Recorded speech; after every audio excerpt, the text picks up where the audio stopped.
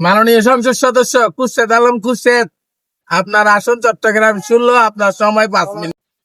মাননীয় speaker, 5 minute সময়ে তো আমি আমার সংসারের সমস্যার কথাগুলো বলতে পারবো না। আমার এলাকার সমস্যার কথা কিভাবে বলবো? আপনি আমাকে সময় বাড়িয়ে দিন। মাননীয় সংসদ সদস্য, আমি আপনার ওয়াইফের কথা চিন্তা করে, আপনার পরিবারের কথা চিন্তা করে আমি আপনাকে পার্সোনাল ভাবে 2 মিনিট সময় বাড়িয়ে দিলাম। মাননীয় স্পিকার, আপনাকে অসংখ্য ধন্যবাদ, আপনাকে স্যালুট। আপনি আমারে আরো 2 মিনিট সময় বাড়িয়ে দিয়েছেন। মাননীয় স্পিকার, আমার ওয়াইফ আমাকে অনেক জ্বালায়। তার প্রতি মাসে মেকআপ লাগে 1 লক্ষ টাকা। আমি এখানে বেতন পাই 1,20,000 টাকা।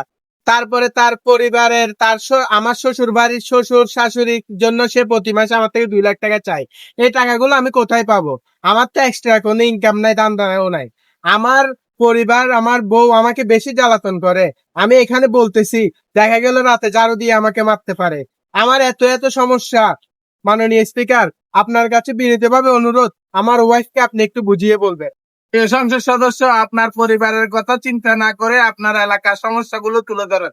মাননীয় স্পিকার, আমার এলাকায় ঘন ঘন বিয়ে হয়, যদিও এটা ভালো, আমি এটাই অনেক খুশি। তবে বিয়ে হলে বিয়ের মধ্যে আবার বিয়ে হয়। আপনি বলতে পারেন কেমন বিয়ে? ধরেন একজনে বিয়ে করলো, তালাক দেয় নাই, আবার বিয়ে হইলো। আর তালাক তো অতি তো বেশি হয়ে গেছে। আপনার 1 মাসে বিয়ে হয়, 2 মাস পরে তালাক হয়। তারপরে অনেক সময় দেখা যায় 3 মাস হয়েছে বিয়ের বয়স, বাচ্চা। মাননীয় সংসদ সদস্য, আপনার সময় শেষ। আমি এমপি হয়ে অনেক বিপদে রয়েছি। এরকম হাজারো সমস্যা আমার এলাকায়, সংসদে সময় দিতে পারি না। দেখেন তো, অনেক অধিবেশনে আমি অনুপস্থিত থাকি। এখন আমি সংসদে সময় দিব নাকি এই বিয়ে তালাক এগুলার বিচার করব? মাননীয় স্পিকার, আমার এই সমস্যাগুলোর সমাধান আপনার কাছে।